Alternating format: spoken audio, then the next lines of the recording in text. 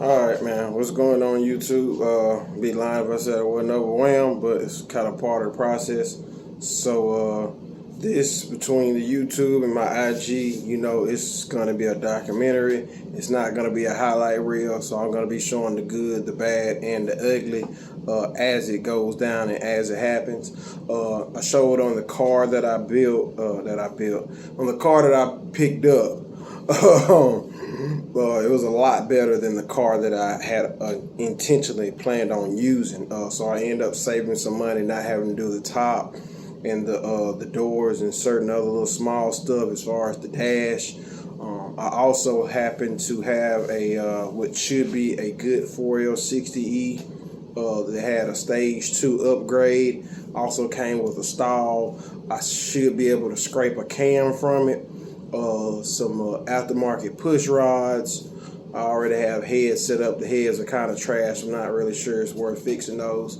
So I'm gonna be showing that process. I was gonna throw in something that I already had, but for the I guess for content, I'm gonna go ahead and build a motor. Therefore, if I'm building a motor, that's gonna kind of pull some money away from what I want it to be, possibly a supercharger or a pro charger setup. But I will be trying to put that into the mix later on down the road. And sometimes with projects, I see that's what you have to do. You have to do what you can right now and possibly get it running, and down the road just put provisions into that build to make it easier to upgrade down the road. So that's what's going to be going on. I was just going to snatch one off the shelf and put it in, just a motor I had sitting around, built previously, between a 6.0, a 416, 6.0, 416, a 6.2. Yeah, I got another 6.2. I was going to throw one of those in. That's no fun for me to try to go find those builds and post it like it's part of this, or I built it for this car. No. So what I'm gonna do right now, I'm thinking about building. I showed the block that I had a lot of machine work done on it. Really good block. I wanted to do a 4-1 crank because the block had been sleeved, and because the block had been sleeved, it kind of only made sense to stroke it. That's one of your limiting factors, that the sleeves aren't that long in the aluminum blocks. You need to put sleeves in it to be able to make up for that stroke. So I'm still back and forth. Nothing's in stone. I'm probably going to get off here and crunch some more numbers. But I'm going to be doing rods and pistons. At that point in time, it's like, man, the crankshaft is another $1,000. At this level here, I just don't see where the $1,000 is going to make me 100 horsepower, and that's what you look for. Anything over 500 horsepower, you start looking at grabbing, hundreds. It can cost you $1,000. So if I look at it and I say, hey, I'm gonna spend $1,000, but I can't grab, a easy 100 horsepower, it doesn't really make sense. So cubic inch is cubic inch. In the situation that I'm looking at, it could go somewhere from maybe a 7.4. We'll say somewhere around about a 374 without me crunching the numbers. Compared to, I think it could possibly go 420-ish. So I got to crunch those numbers, 370, 420-ish, somewhere around that ballpark, possibly. So it's almost 50. I could see 50 there, or I could get, 1.5 cubic inch horsepower, 1.5 horsepower out of each cubic inch. So it's like, it might do 60, 65 horsepower. If it was going to be a strictly based NA motor, I was never going to do any power adder to it.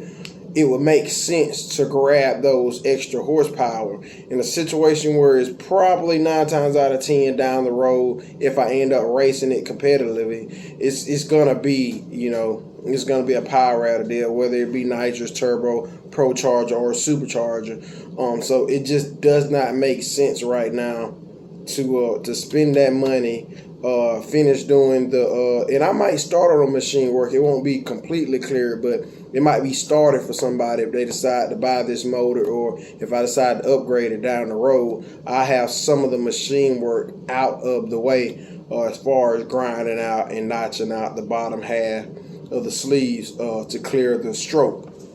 So that's what's going on with that motor build. Like I said, I'll be showing that as I'm ordering parts and the machining process of that, what that takes. Also, you'll get a chance to see me build a motor.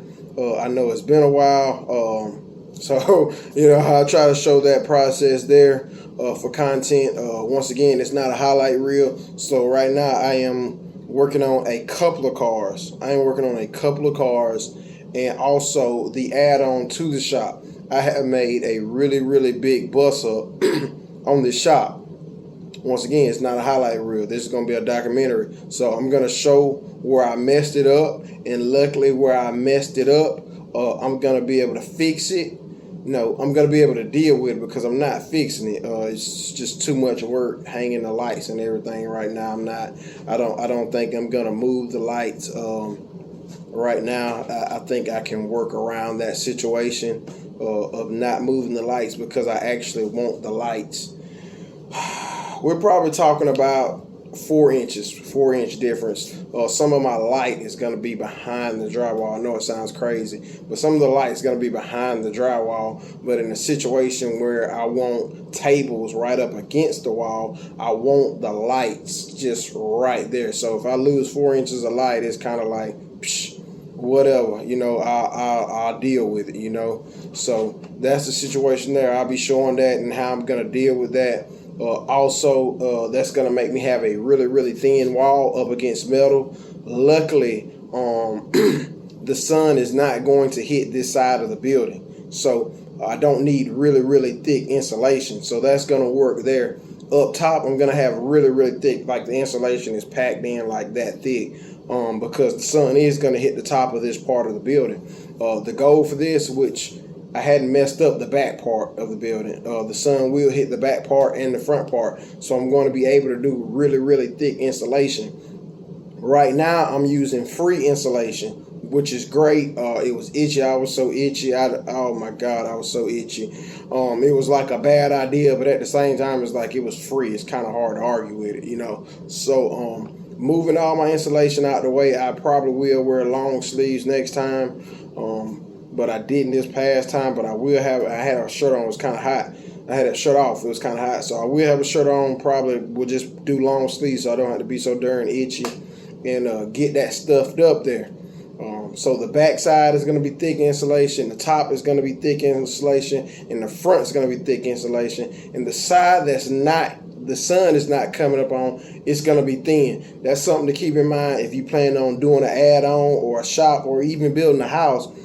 Pay attention to how the sun rises and how it falls. That makes a big difference on how you heat and cool a place. So I wanted to be real, real efficient. So I have a really, really tall shop here. I have not put a lift up, but it's that tall in case I decide to do a lift. But I'm not really taking advantage of it because I still have storage issues. But it's like, I don't know, it's probably, even on the low side, it's probably 25, 30 foot high. But I don't have shelves up that high, so it's just wasted space right now.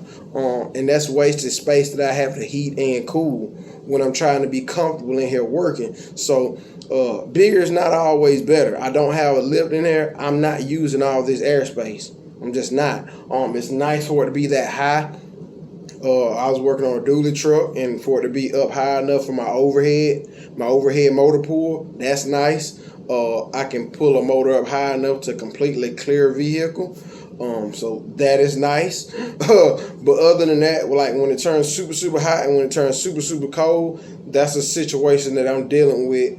All this airspace trying to heat and cool this place. So I'm building something a lot shorter, and a lot thinner, width-wise. and height wise, so it's easier to heat and cool. So in these extreme conditions that I'm seeing in lower Alabama, we saw some extreme cold last year, but most of the times it's extreme heat. So I'm looking at a situation where it's like, hey, I can pull 1 or 2 cars in, I could get this thing 70 degrees, and it can hold, and I don't have to have a crazy power bill.